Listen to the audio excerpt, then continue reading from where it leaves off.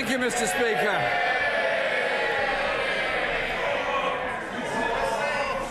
Mr. Speaker, 9 out of 10 NHS trusts say their hospitals have been at unsafe levels of overcrowding. 1 in 6 accident and emergency units in England are set to be closed or downgraded. Could the Prime Minister please explain how closing A&E departments will tackle overcrowding and ever-growing waiting lists?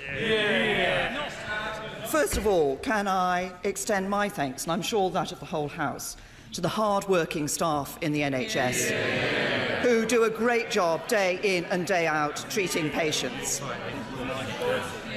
Yes, we recognise there are heavy pressures on the NHS. That's why this year we're funding the NHS at £1.3 billion more than the Labour Party promised at the last election.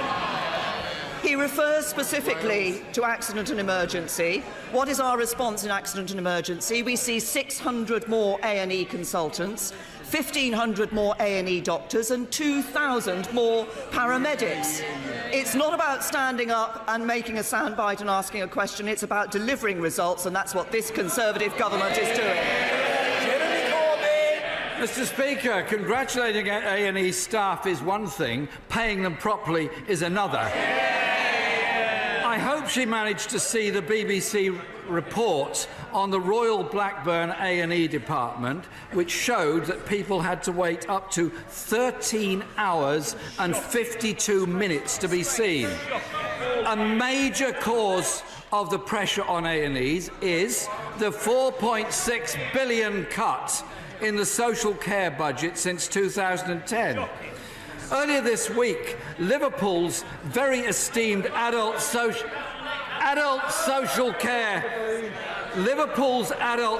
care director, Samia Kalakachi, resigned, saying, "Frankly, I can't see social services surviving after 2 years. That's the absolute maximum. People are suffering, and we're really only seeing the tip of the iceberg." Mr. Speaker, what advice does the government have to the people of Liverpool in this situation? The right honourable Order. It's bad enough when members who are within the curtilage of the chamber shout.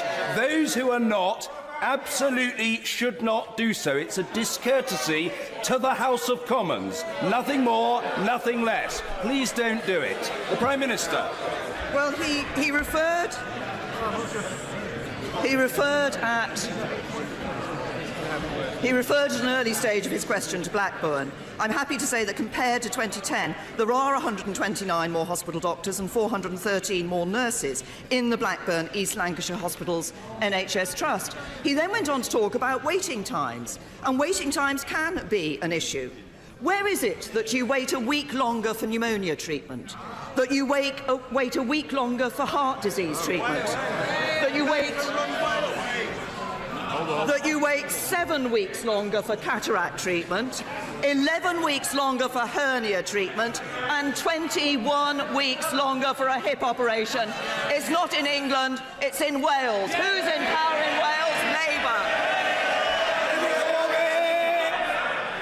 Mr. Speaker, my question was about the comments from Samia Kalakachi in Liverpool and why the people of Liverpool are having to suffer these great cuts. Liverpool has asked to meet the government on 4 occasions. The crisis is so bad that until yesterday, Mr. Speaker, David Hodge, the Conservative leader of Surrey County Council, planned to hold a referendum for a 15% increase in council tax. And at the last minute, it was called off. Can the Prime Minister tell the House whether or not a special deal was done for Surrey?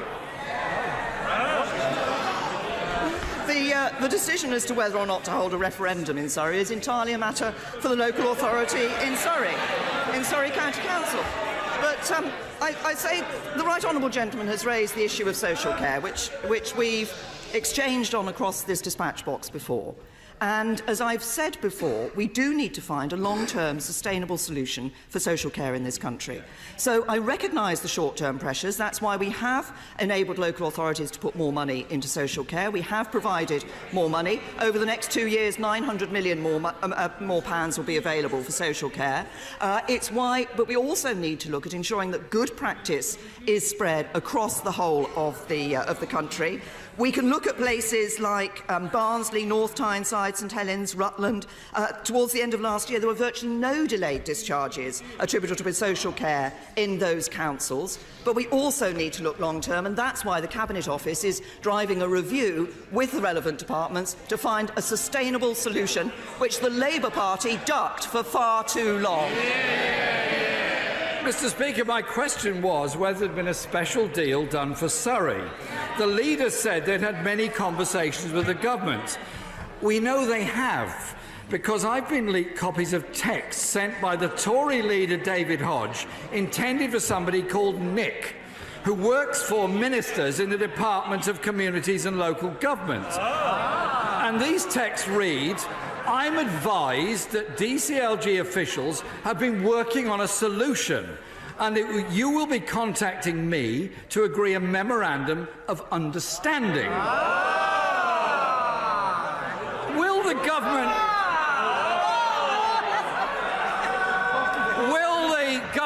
now publish this memorandum of understanding? And while they're about it, will all councils be offered the same deal?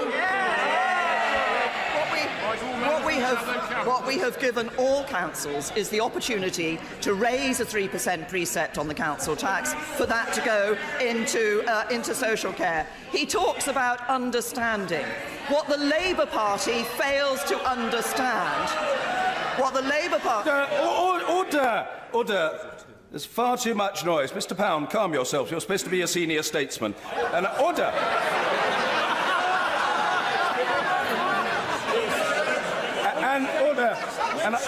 And Mr. Rotherham, you should reserve your shouting for the stands at Anfield. Prime Minister. As I say, all councils have the opportunity to raise the 3% precept, to put that funding into the provision of social care. What the Labour Party fails to understand is that this is not just a question of looking at money, it is a question of looking at spreading best practice and finding a sustainable solution. And I have to say to him that if we look at social care provision across the entire country, the last thing social care providers need is another one of Labour's bouncing cheques. Mr. Speaker, I wonder if it's anything to do with the fact that the Chancellor and Health Secretary both represent Surrey constituencies. But, Mr. Speaker, there was a second text from Surrey County Council leader to Nick, and in the second text it says the numbers you indicated are the numbers that I understand are acceptable for me to accept and call off the R. Now, I've been reading a bit of John le Carre, and apparently R means referendum. It's very subtle, all this. And he goes on to say in his text to Nick, if it is possible for that info to be sent to myself, I can then revert back soonest. Really want to kill this off. So how much did the government offer Surrey to kill this off? And is the same sweetheart deal on offer to every council facing the social care crisis created by her government? I've made clear to the right honourable gentleman what has been made available to every council, which is the ability to raise the precept. And I have to say to him... Order! As colleagues know, I never mind how long Prime Minister's questions take. The questions must be heard and the answers must be heard. The Prime Minister. I have to say to him, he comes to the dispatch box making all sorts of claims. Yet again, what we get from Labour are alternative facts.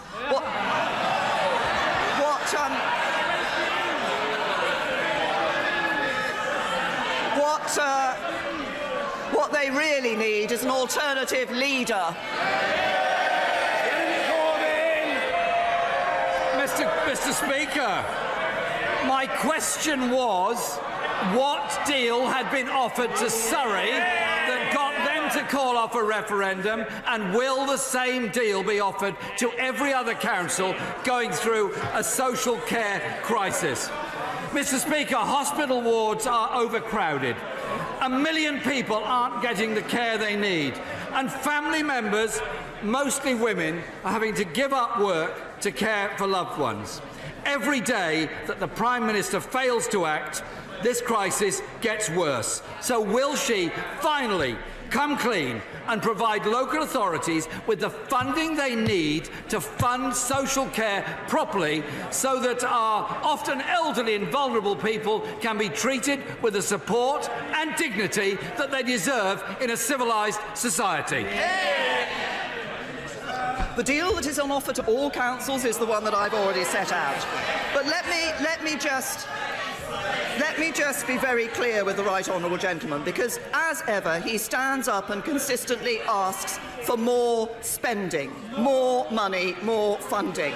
What he always fails to recognise is that you can only spend money on social care and on the National Health Service if you have a strong economy to deliver the wealth that you need. There is a fundamental difference between us.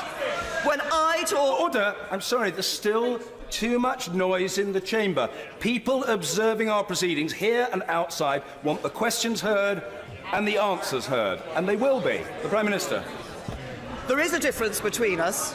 When I talk about £500 billion, that's the money we'll be spending on the NHS this Parliament. When Labour talk about £500 billion, it's the money they want to borrow. Conservatives investing in the NHS, Labour bankrupting Britain.